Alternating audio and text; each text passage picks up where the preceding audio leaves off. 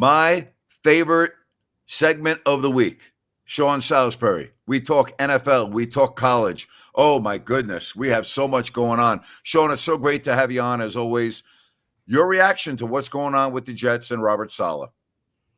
Grant, I'm always one of those guys. I think most of the time we get rid of coaches too soon. In college, we fire people and just on knee-jerk stuff. And I actually think this is a little knee-jerk. And going to London, coming back and doing it, it almost feels like he was on a short leash, which we all knew anyway from last year, right?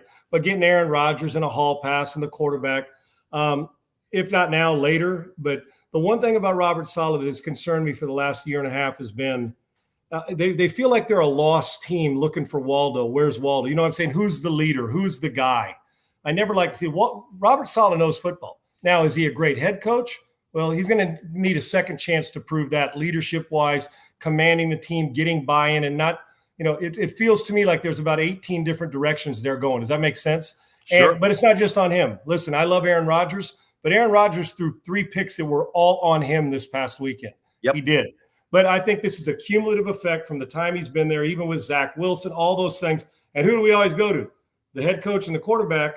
But the problem is now is that the quarterback's got more power than the head coach in New York because it's Aaron Rodgers. So you go and get him. Now, if the Ulbrich has a chance to 12 games to be the interim coach, maybe he carries over. There's just got to be a 180-degree switch on the leadership and maybe the fire in their belly. Something's missing from a distance. I feel bad the way they go about this. Better he didn't find out on Twitter by a text. At least he called him into the office on a Tuesday. But I don't like to see coaches get fired. But the Jets were going nowhere fast, and that team's too talented to be floundering. But if I'm an NFL team, I'm hiring Robert Saleh as a consultant tomorrow to help out my defense. Sean, the issue I have with the Jets, they've got the Bills coming up on Monday, which is obviously a huge game. Sean, I don't need to tell you this, but one loss on Monday, if they don't play well, the tabloids, the fans, it's going to be a disaster for the Jets. But the problem I have with this is, other than the Patriots game on that Thursday night, Rodgers does not look good. He didn't look good in the opener against San Francisco. He does not look anything like the quarterback that we saw in Green Bay, other than that Patriots game. Now, on top of that, the injuries. Why would I expect that things are going to change with him? I have no idea. I guess because of the history. Grant, we go Lifetime Achievement Awards, and to coin a phrase from people here, you know how they always say, well, the back of the baseball card. Well, if you're hitting 179, the back of baseball card, we'll celebrate you when your career's over. I don't give a shit about the back of the baseball card right now. Yep. We'll do that when we put you in the Hall of Fame. Rodgers has been a special player, but Aaron Rodgers he's part of the issue. He made 3 decisions on 3 throws, Grant, that were Zach Wilson-like. So, yeah, and I don't know how's the defensive coordinator, who's now the interim coach, going to fix that. Hackett's still there. Todd Downey's still there. All of a sudden, is there an epiphany and they're going to play out of their mind? Now, if they do, then the leadership changed because it's not the talent. But Aaron Rodgers, for them to go where they want to go, has got to play better and make better decisions among a bunch of other people. The offense is bogged down. The defense, without the defense at least keeping them in games, that offense has done nothing to put fear in anybody. That's got to change. For those that don't know, Sean is in Houston. He works at a station in Houston in the mornings. He's very prevalent in that market. You watch all the games, but I want to go back to that game with the Bills and the Texans on Sunday. As you're watching that final sequence by the Bills deep in their own zone, throwing the ball 3 times and not using the clock, Sean McDermott had to come out after the game and apologize. What was going through your mind? Well, first off, and I like Sean McDermott. He's been, he's an Andy Reid disciple, and that tree is pretty damn good with Andy. Sean McDermott knows better. I don't understand. It's like when the NFL gives us an apology 2 days after for missing a call. You're not giving the win back. You're just saying we screwed it up. Well, then what do you think? What do you do in your week's preparation for shit like this? When the situation arises, see, Bill Belichick, and I just use him as an example, no stone was unturned. Now, they may not execute it all the time when every single game, they did it a lot to win all those Super Bowls, but they would have known that situation. If they were going to lose, it wouldn't have been because of that, or Nick Saban, or Andy Reid's not losing because of that. And the apology, great, thanks, but instead of apologizing, why don't you throw the first down, a quick slant? If you gain 20 yards, get up, kill the ball. Now we can take a shot. And then if you punt, at least you've backed them up where one play doesn't get a guy who's 90 of 90 from 50 plus yards and Jaime Fairbairn. He's a better kicker. Hell, you get George Blanda, Jan Stenerud. Every kicker that's been great is into the way that Fairbairn's been kicking. 60 is like an extra point for him now. Well, yep. So you're back there. I don't have a problem throwing on first down, but in the fade contest where you don't have a shot, you're throwing it deep down the sideline. Give me something that's feasible. Then I can say, okay, it's like when you see teams, they'll throw a screen pass. Oh, they got 25-yard gain. Now we can play. If the first one's incomplete, you hand that thing off. You make them use time. You hand it off again. At least get a little breathing room. And if you're going to throw it, give me some high percentage plays that give me a chance to make yards so they don't have a chance. It was the lowest IQ late game decision, especially for a guy who before those 3 throws was 9 of 27.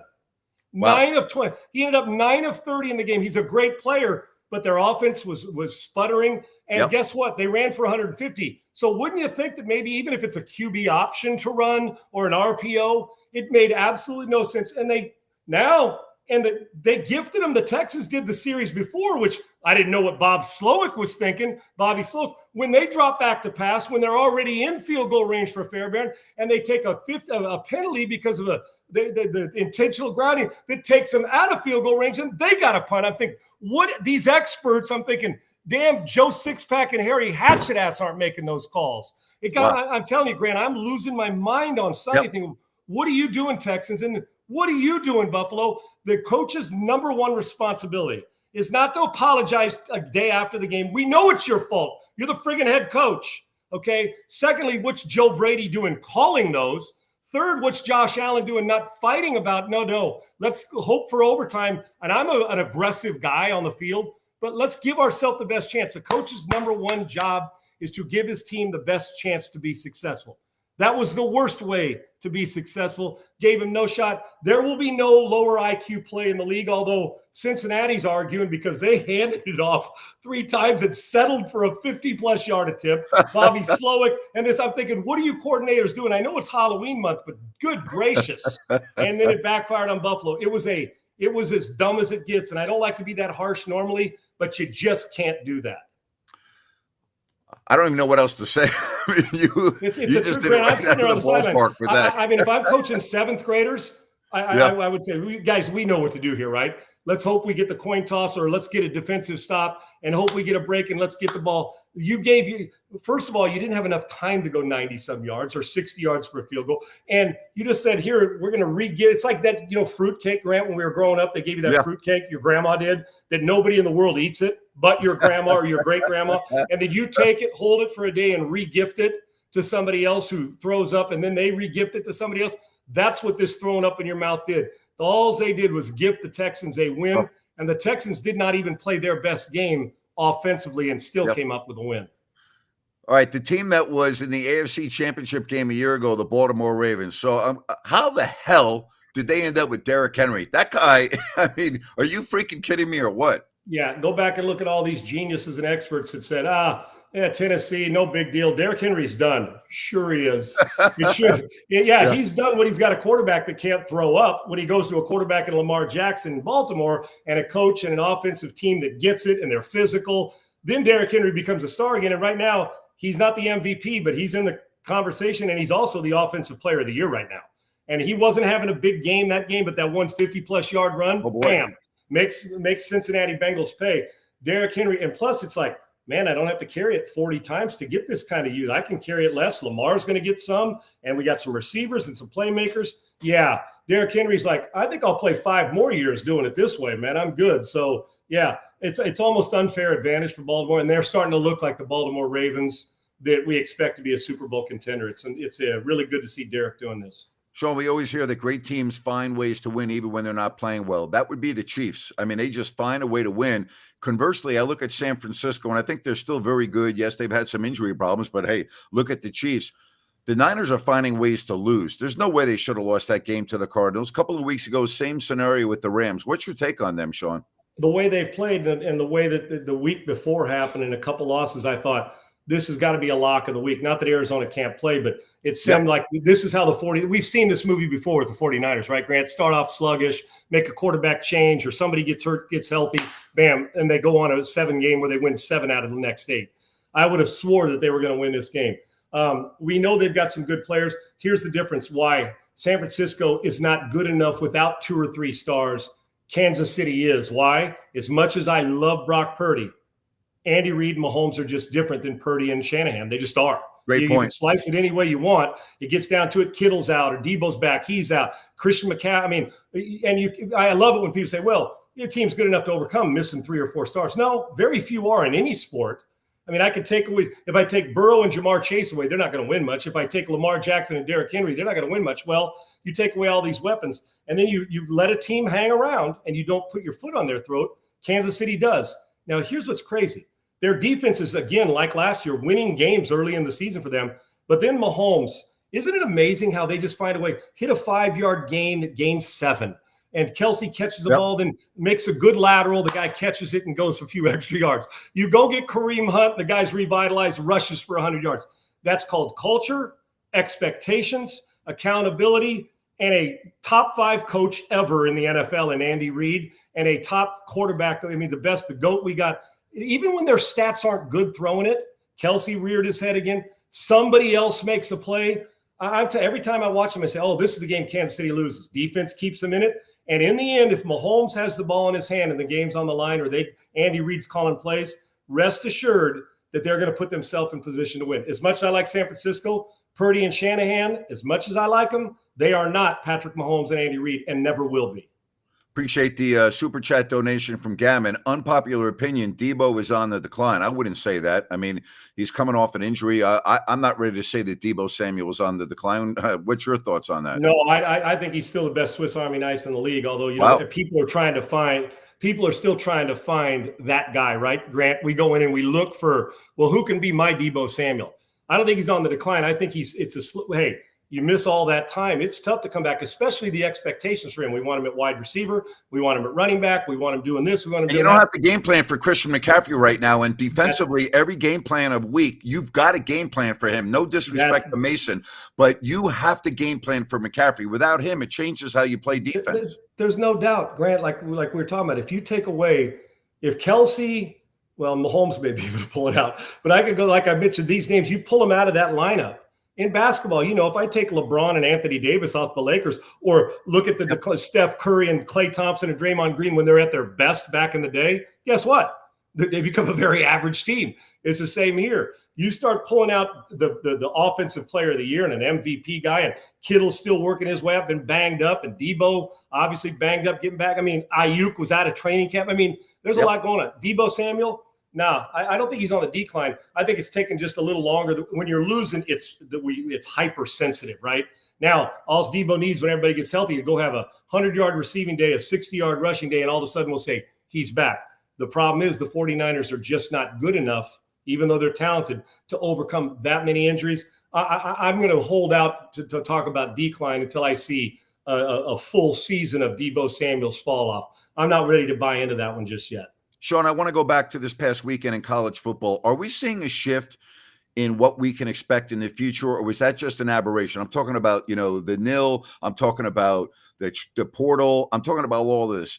Are the teams in college football now bunching up compared to the superpowers? What's going on in college football? Yeah, I think it's getting closer, Grant. And not only that, but even the teams that are getting closer, put it this way, it is an aberration that Vanderbilt going to beat Alabama. Of course. The next 20 times they play, Alabama is going to beat them, just because the money they have in the collective, the academic requirements, there's certain limitations at some schools, Northwestern, if the Ivy Leagues were involved in this, Stanford, they're just going to face some guy. It's just the way it is. And Vanderbilt's one of them, but every now and then they're going to show up and play. And, it was obvious to me that Alabama thought it was a semi-bye week.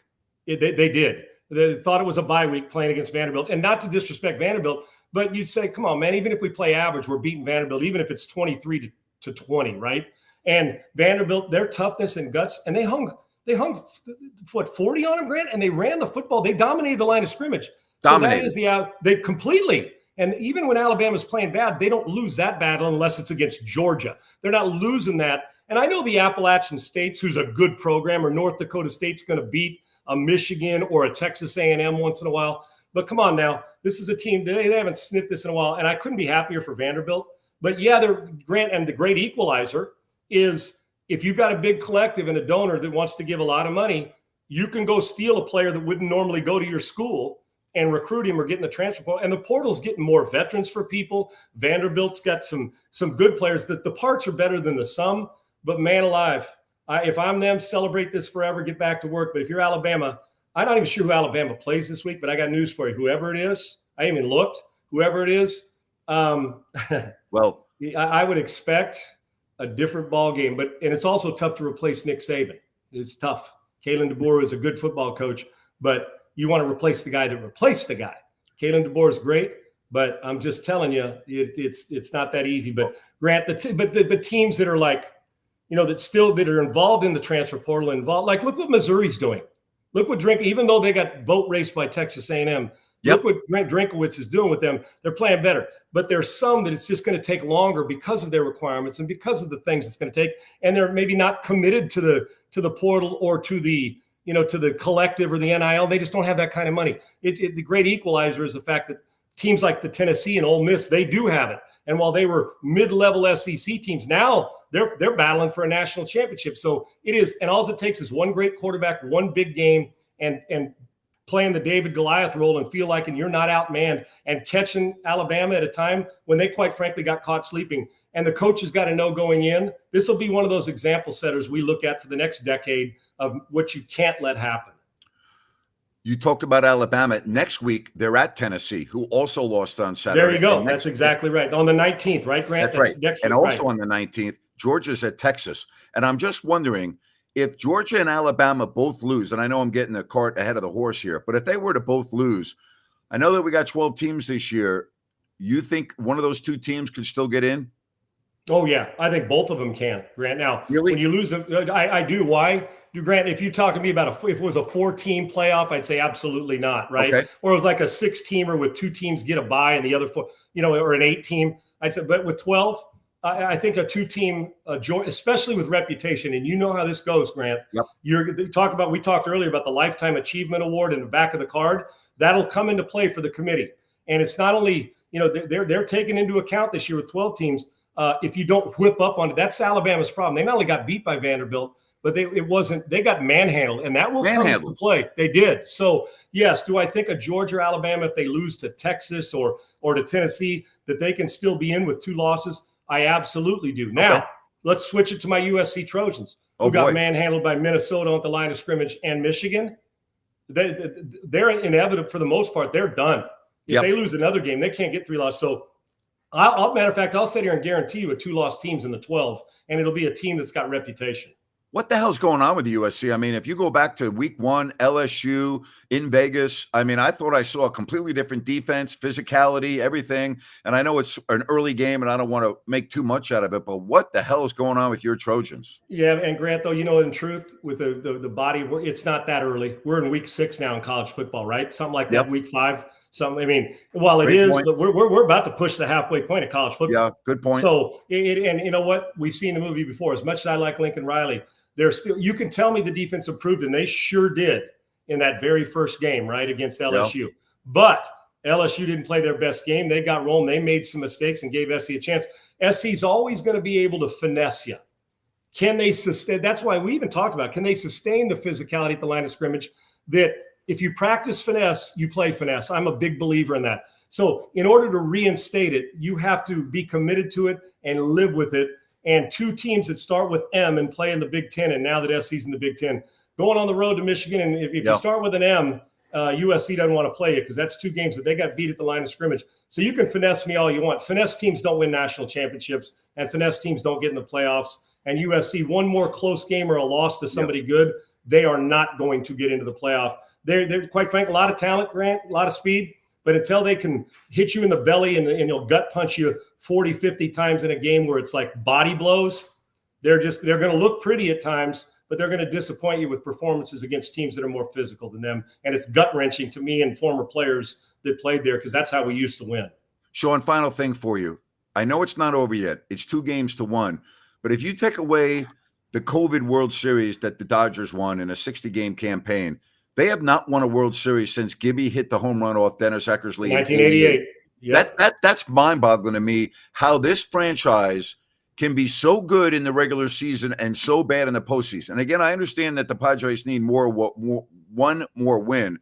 But what are we going to say if the Dodgers lose to the Padres again and don't make it to the World Series or winning a World Series? Major choke and a failure of a season. I don't like to say that because you can gather success, Grant. For instance, if Kansas City gets beat in the playoffs, their season's not a failure because they've overachieved this year. Correct. We didn't expect it. Detroit the same way. Yep.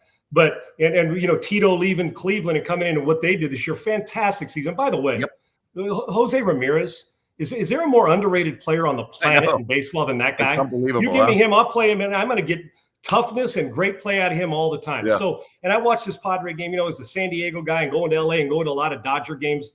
And two of my best friends played for the Dodgers for that World Series team in '88. Grant, I'll tell you what it is. Is there something missing when it comes to pressure games that they don't elevate? The energy in San Diego last night was off the charts. Oh, now, my God. I'm not saying the Dodgers are out of it by any stretch. No, they're not. But right. there's certainty. If the Kansas City Chiefs, or let's say when the Patriots with Brady, when they're at their best, if they would have not made the playoffs or lost, people would have called it a failure. If you're going, certain teams that spend that kind of money, we've seen the Yankees do in the past, have that much talent. And that even their backup staff, you can bring a guy in, the rookie of the year every year. Max Muncy can play 8 positions and still they got guys. And then you go out and get Ohtani and you get Mookie Betts. I mean, everything they do is centered around spending money and buying, giving yourself a chance. But we don't win championships in the regular season. And I've seen teams. It's like quarterbacks who are great in the regular season but disappear in the postseason. To me, even though you made the playoffs, even if they get to the next round, Grant, for them not to get and win a World Series, it is a failure of a season because what are we going to say? Oh, man, another bridesmaid. Here they go, showing up and checking out at the very end. Great talent. And they may go win the whole thing and go haywire. But I'm telling you, there's a buy-in. There's something missing every year the postseason kicks in. And when is Dave Roberts going to be held accountable? Oh, boy. I mean, and I like Dave. But the point is, we didn't get you to get to the playoffs. We got you to win the whole thing. And the COVID season, while it counts, you put a ring on your finger. There's still an asterisk by it because it was COVID. You didn't play, 60 games, Grant? Played 60 games? Nah, you got to sustain it all. And right now, if they don't get by this round, it is a failure and a disappointment season, and heads should roll and probably will, even though Dave Roberts may keep his gig. That team's too talented to be getting boat raced by a Padre team that at the beginning of the season we thought, lose Soto. King comes in, they're killing it. And you look at what Machado and that group's doing now. They've got the right chemistry, and that does matter. Oh, boy. The Dodgers seem to have it, and I'm a Dodger guy, but San Diego's the only show in town now in San Diego. That's all they got to root for. It was electric, and they're playing with swagger and, quite frankly, with attitude, and that may end up being the difference, aside from the fact that if you pitch to Tatis right now, you probably need to be brain checked. Oh, boy. Okay? Wow. Unbelievable. Sean, unbelievable. You're the best. Enjoyed it. We'll talk to you next Wednesday, my friend. Love you, brother. Thank you. And Gammon Brown, thank you for the great compliment. I'm honored that you would say that. Thank you. Appreciate it. And it is me, by the way. And you don't want there to be another one because you'd go nuts if there was. Trust me. Appreciate it, brother. Thank you. Take care, buddy. All right. Oh, my God. He is the best. Don't forget, Rhino in Sacktown is going to be on right here if you don't like that, following the Kings preseason game. So I hope you can join Rhino for that. I'm gone. We'll see you. And I'll look forward to talking with you tomorrow. But don't forget Rhino coming on after the game tonight. Enjoy the rest of your Wednesday, everybody. Thank you so much. Bye-bye now.